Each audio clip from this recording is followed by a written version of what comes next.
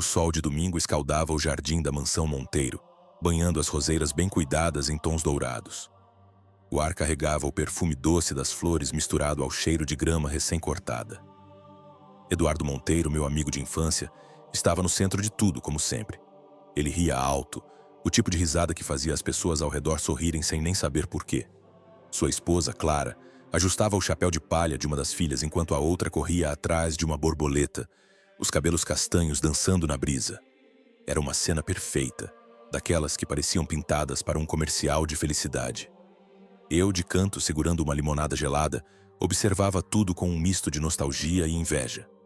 Como alguém como Eduardo, que veio do mesmo bairro humilde que eu, construiu tudo isso?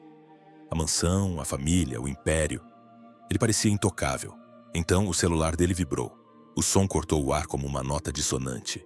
Eduardo, ainda sorrindo, pescou o aparelho do bolso do paletó azul marinho, aquele que usava com a confiança de quem sabe que o mundo gira ao seu redor. Ele deu uma olhada rápida na tela, e algo em seu rosto mudou. Sutil, quase imperceptível, mas eu vi. Como policial, mesmo novato, aprendi a notar essas coisas. O franzir leve da testa, o aperto nos lábios.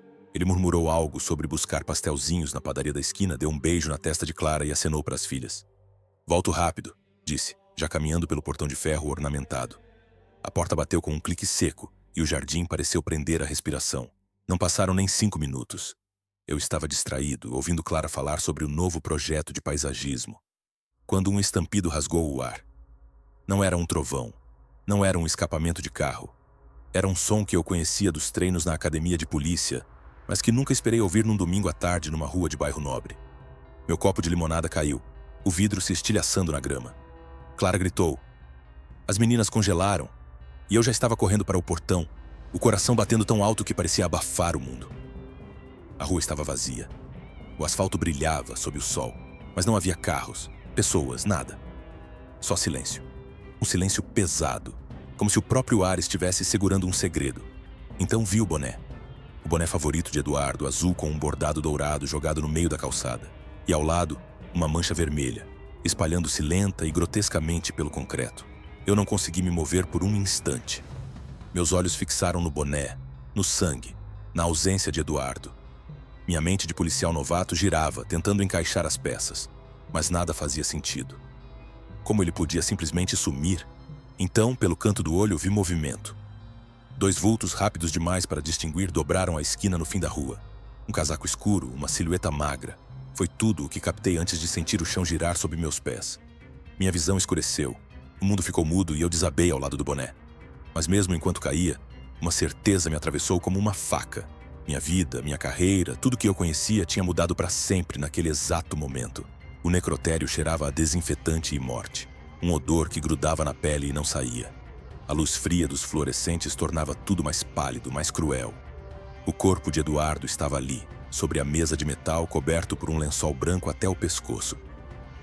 Eu me forcei a olhar, a catalogar cada detalhe como me ensinaram na academia. O ferimento na testa era preciso.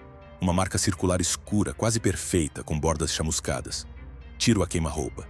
Não era um assalto. Não era um acidente. A perícia foi clara. O ângulo, a proximidade, a ausência de luta. Tudo apontava para um acerto de contas. Alguém quis Eduardo morto e quis que doesse. Fiquei parado, o estômago embrulhado enquanto a pergunta ecoava na minha cabeça. Quem odiava meu amigo o suficiente para fazer isso? De volta à mansão, o ar estava denso. Não mais com o perfume das roseiras, mas com o peso da desconfiança. Clara, a esposa de Eduardo, segurava um lenço amassado, os olhos vermelhos. Mas havia algo na forma como ela desviava o olhar que me incomodava. O irmão de Eduardo, Rafael, andava de um lado para o outro, os punhos cerrados, murmurando sobre dívidas e promessas quebradas. Ele mal me encarava, como se eu fosse o inimigo. E então havia Victor, o sócio de Eduardo, com seu sorriso de canto de boca que não chegava aos olhos. Eu sabia que os dois tinham discutido na sexta-feira uma briga feia sobre lucros desviados da empresa. Cada um deles tinha um motivo, uma faísca que podia ter acendido aquele tiro. Mas quem puxou o gatilho? Olhei para as meninas abraçadas no canto do sofá e senti um aperto no peito. Elas não mereciam isso. Na delegacia, mais tarde, revirei os pertences de Eduardo que a perícia liberou. Um relógio caro, um maço de cigarros pela metade, e então, um pedaço de papel amassado, meio queimado, escondido no forro do bolso do paletó.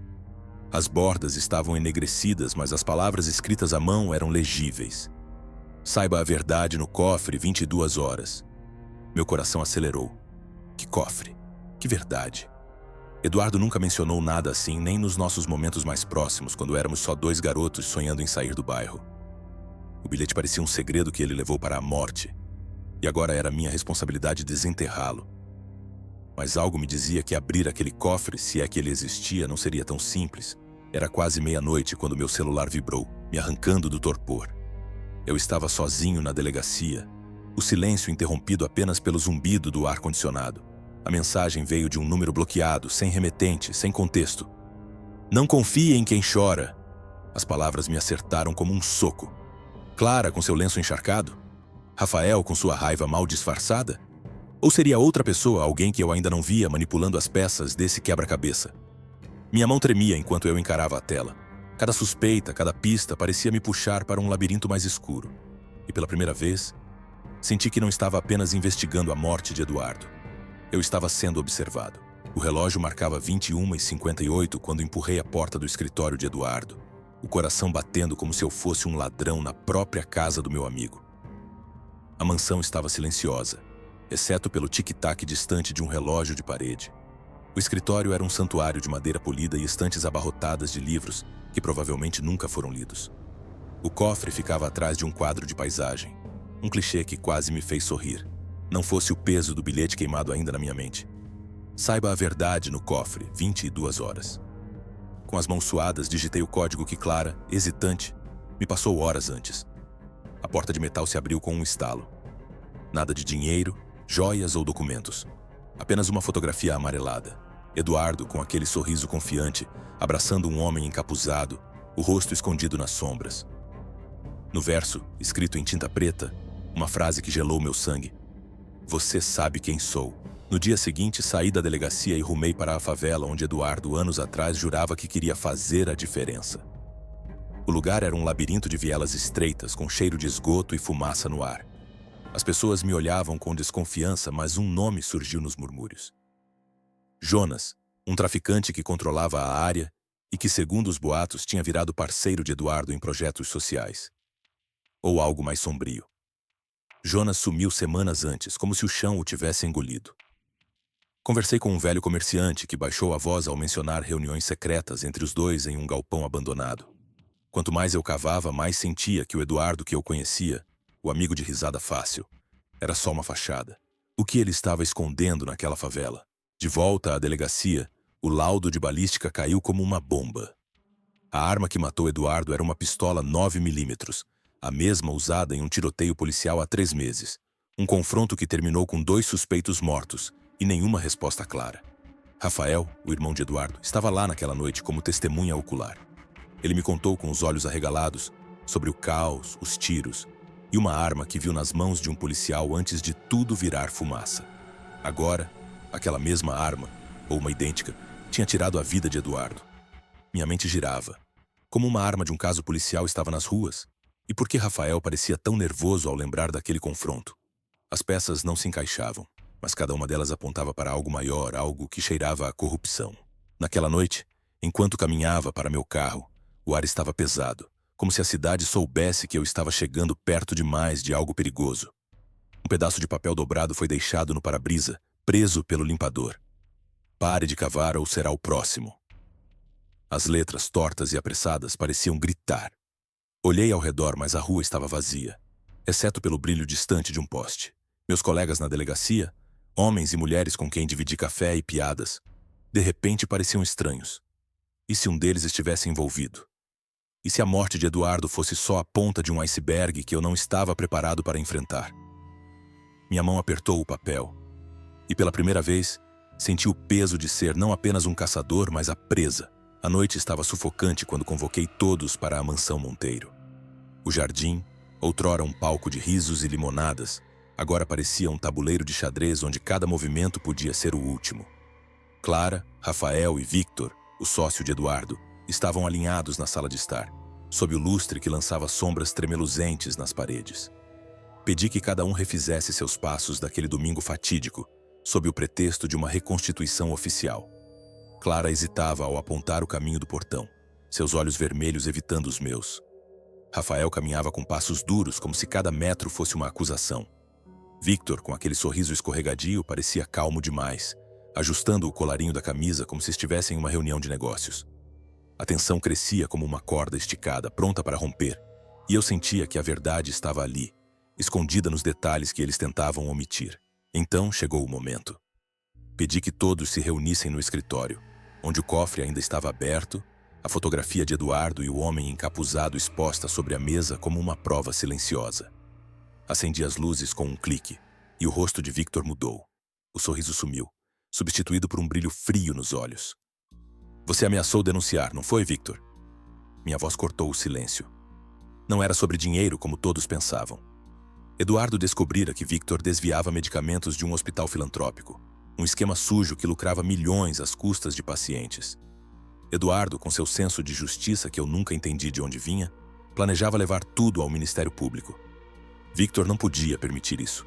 Ele confessou a voz baixa, quase um sussurro, enquanto seus ombros caíam. Mas mesmo com a confissão, algo no ar parecia incompleto, como se a história tivesse mais camadas. Quando Victor ergueu as mãos, pronto para ser algemado, um estampido rasgou a noite. O som veio do jardim, e o caos explodiu.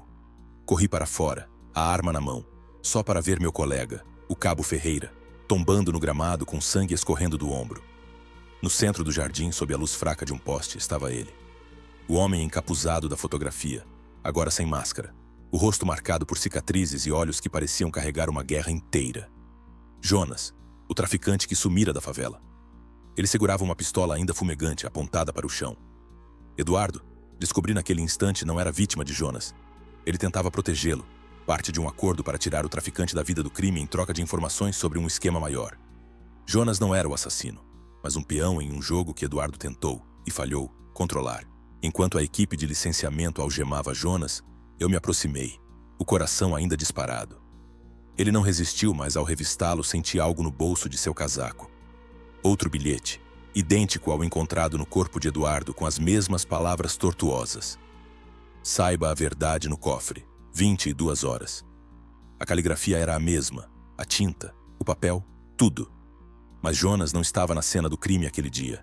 Alguém maior, alguém nos bastidores, escreveu aquelas palavras manipulando cada peça desse quebra-cabeça mortal. Enquanto Jonas era levado, nossos olhares se cruzaram, e ele murmurou algo que não ouvi, mas que fez meu estômago gelar. A verdade que Eduardo morreu buscando ainda estava lá fora, e eu sabia que, para encontrá-la, eu teria que enfrentar um inimigo que ainda não tinha rosto.